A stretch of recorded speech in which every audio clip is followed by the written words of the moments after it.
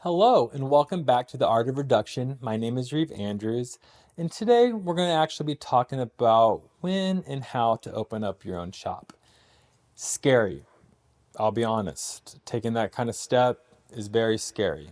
It's just not showing up at a place that you don't own, you don't really have any stake in, just kind of cutting hair, making that paycheck, making that money, and able just to go home to your family and friends and do whatever you want and repeat it the next day because you're not really thinking of the bigger picture around that barbershop or the bigger picture around that cosmetology shop or the bigger picture that's actually more than just the chair that you're working around. Okay. So I just want to talk to you about how I started my shop and what I had to do.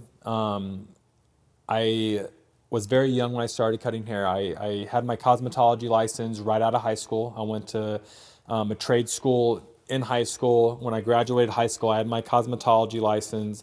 And then I was very blessed that an Aveda shop or new Veda salon opened up in a bigger town fairly close to me. To be honest with you, they were hiring anyone who could hold a shear.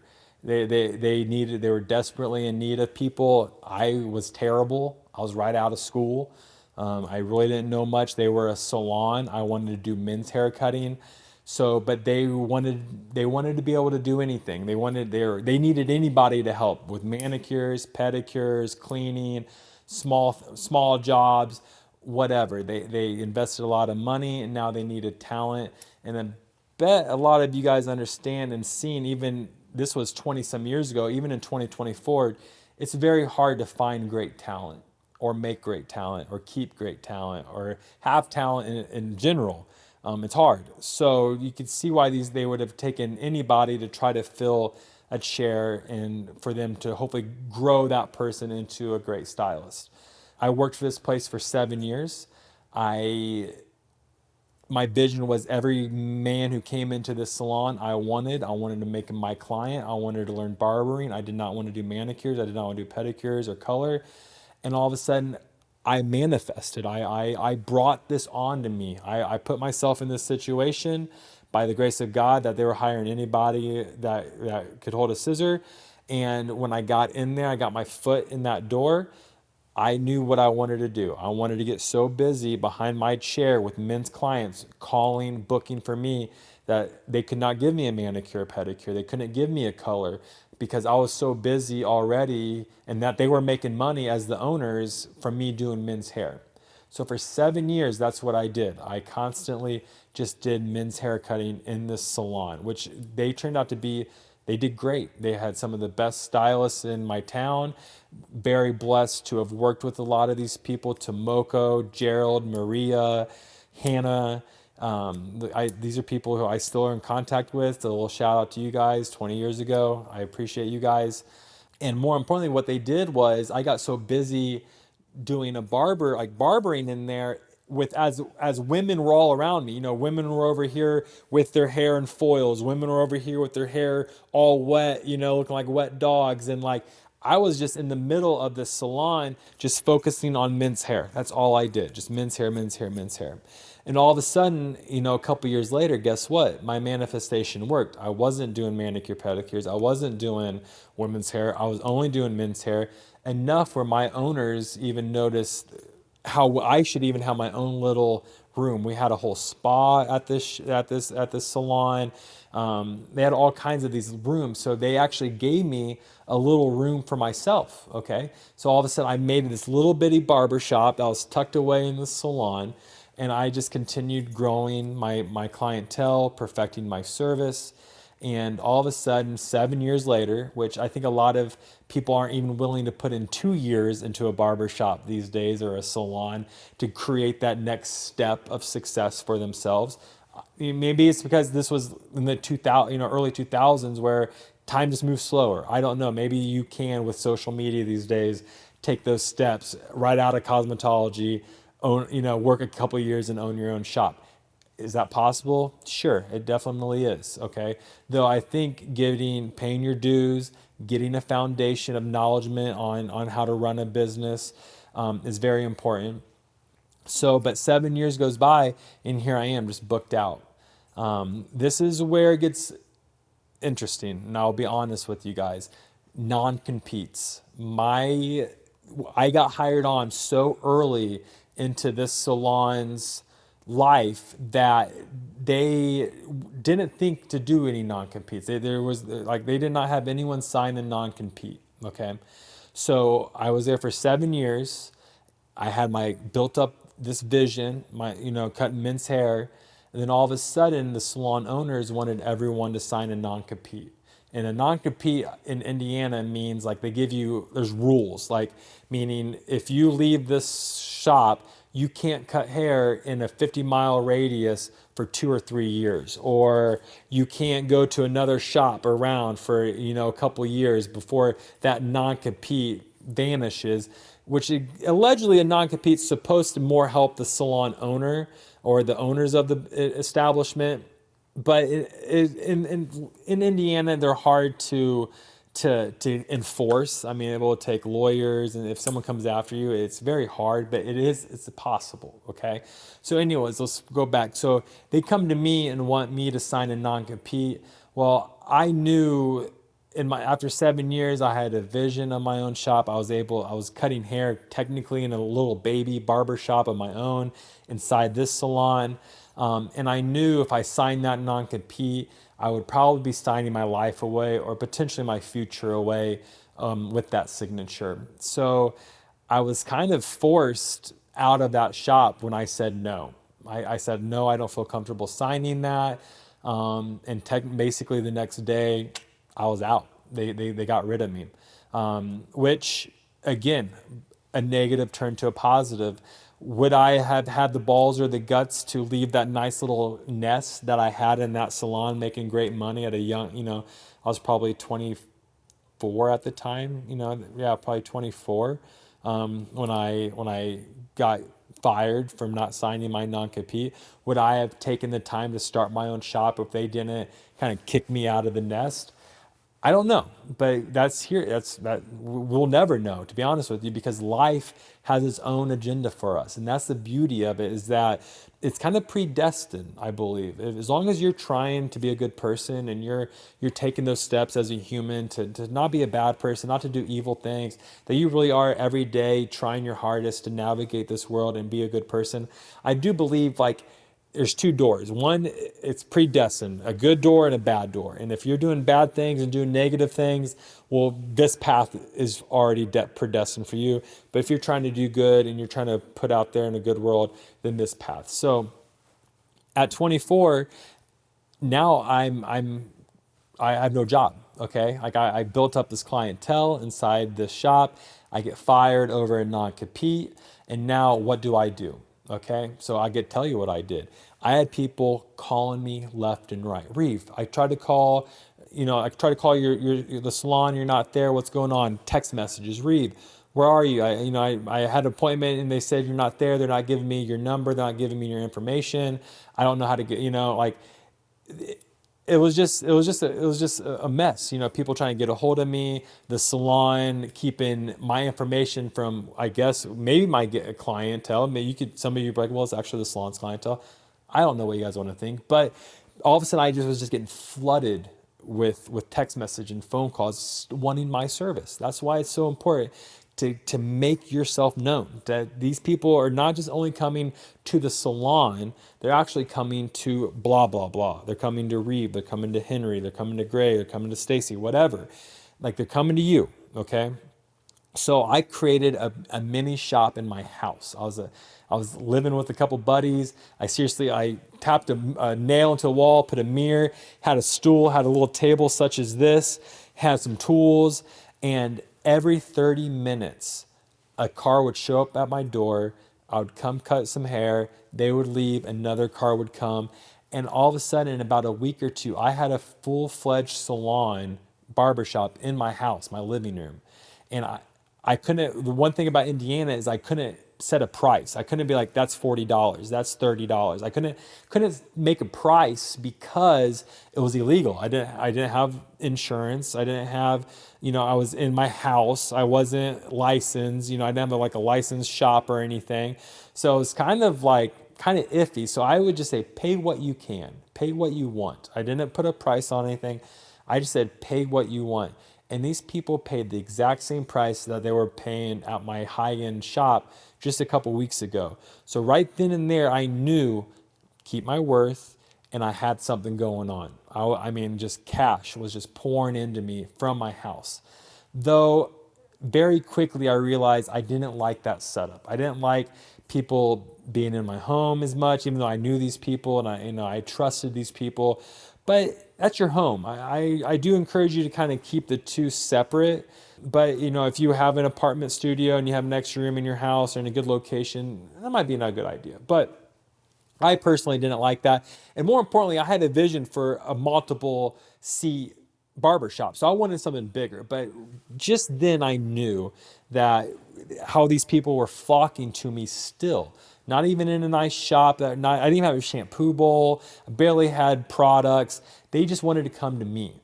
And that's why I can't just stress enough the importance of a good service, a good relationship with your clientele, and create a relationship with them. Because once you create that relationship with someone, it's hard to break, and they're going to want to continue coming to you. So I worked for 7 years at a salon. I get fired. I start my mini barbershop at my house about a week later, and I do that for about 2 months. Okay. And I just realized I'm onto something. I'm making killer money. People are coming to me. Only thing is I don't personally like working at my house and my clients coming to my house. So now it's up to me to go find a shop or a location. So that's when I started looking around Bloomington, Indiana, near the shop that I had to create my own shop. And to be honest with you, we looked at so many locations that we were just getting a little disgruntled because either they were too big, they were too small, they were too far out of town, they were too in town, they were too close to campus, they were too far away from campus. It just took a while for it to find you. And I just encourage you to never push anything too much. Like, it needs to be organic. It needs to find you. To be honest with you, there was this one vacant spot that we drove by a million times. And for some reason, it just never caught our eye, my business partners and I, until one night, the landlord accidentally left the light on into this building. All the other shops around are bent now, was all dark, but they accidentally left the lights on in this vacant it's not little, but this vacant room. And I'm not gonna lie, we were a little tipsy and drunk walking from the bars.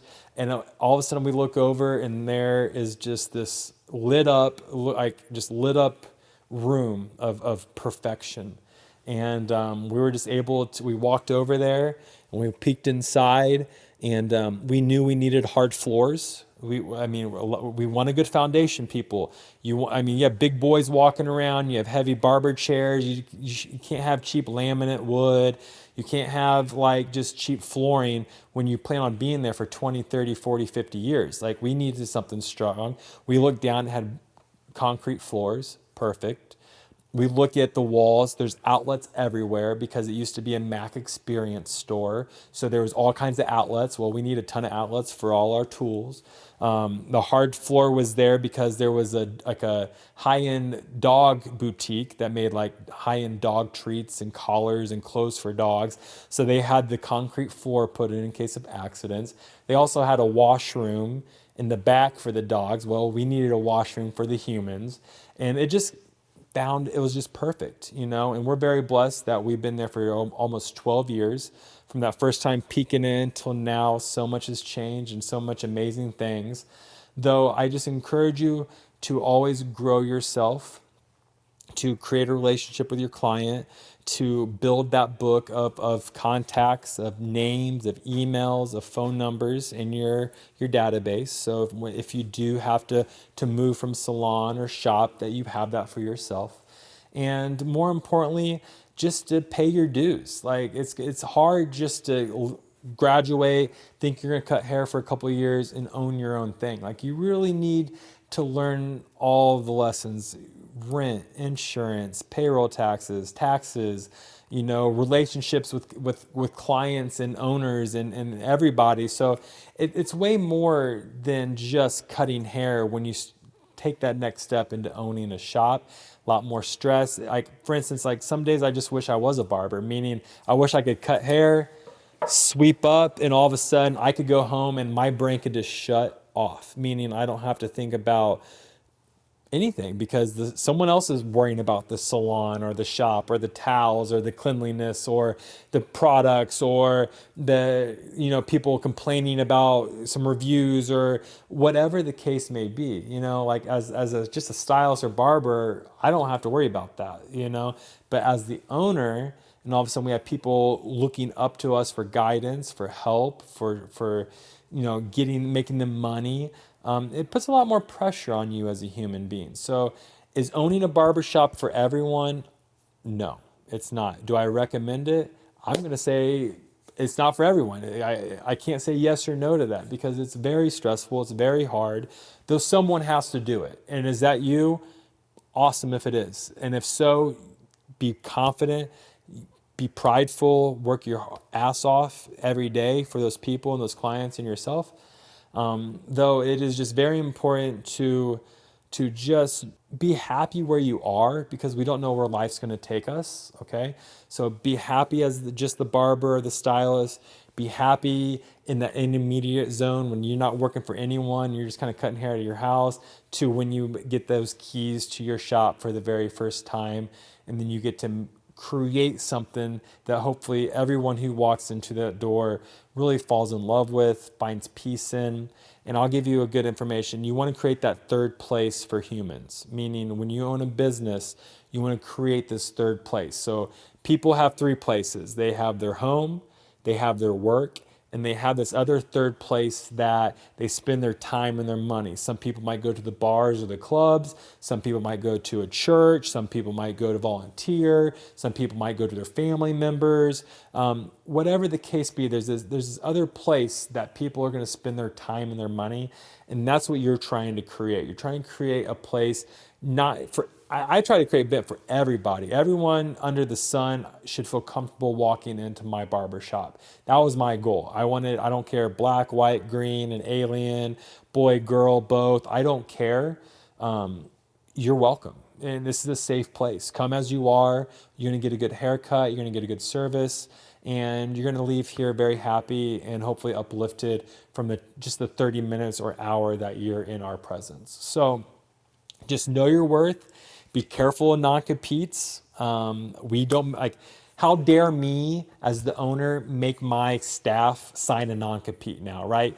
If I didn't sign it with my pre-existing people I worked for because I didn't believe in it, I don't believe in trapping people, saying I can't work in a place for this many years or this distance. How dare me not sign this and all of a sudden make the people working for me sign the exact same contract? So from day one, Bent, we never did a non-compete. And what I realized that if you don't do a non-compete, what does that do? Yes, your stylist could leave, okay? Well, they could leave even if they had a non-compete. Remember that, okay? So what it does, it just creates a really good trusting relationship, meaning there's the door. If this person doesn't like working here, they could leave whenever they want. There's nothing tying them to my shop, okay? Because if they don't want to be there anyways, why would I want to keep them there, okay? So if they're having some type of way, but their only reason they're staying is because they signed a non-compete and they're afraid they're going to lose clients or not be able to work in your town, they're just going to fester and get mad and probably start talking some trash and drama. So it's much easier just to have a clean slate. There's the door. If you're not happy, you're out of here. And more importantly, it gives me the opportunity as the owner. If I'm not happy with you, there's the door. You know what I mean? It just creates this respect that, they could leave any time. So as the owner or the boss, I need to be kind. I need to listen. I need to have compassion. I need to have grace. I need to listen to these people if they're having a bad day, and work alongside my fellow people. As we try to be very neutral. I don't like to be called boss. I'm none of that. We're just here working, trying to pay our bills, live our good life. So I do encourage you to be careful of non-competes. If your salon owner makes you sign non-competes, look into a little bit before you do. If message me, I'll see what I could talk to you about it. So just be careful, non-competes. We don't do that at our shop. And again, I know that was a lot of information on just the different steps of maybe owning or not owning a shop. So if you have any questions, feel free to ask us, and maybe we can even dive a little deeper into some of the different scenarios that we had to go through to create our shop. But I can't thank you enough for watching The Art of Reduction. I hope you learned something today. I hope you're enjoying your barbershop or your salon. If not, be tactful, be graceful, be kind when you're leaving that shop. And know that if you're giving a great service, that your clients will follow you. Okay? So thank you again for watching The Art of Reduction. We have so many great episodes. We have a lot of haircuts coming up this season. I can't thank Henry Malone. I can't thank Malone Studios enough for this beautiful space. And I thank you so much. Keep cutting great hair. And I'm Reeve Andrews, everybody. Have a great night.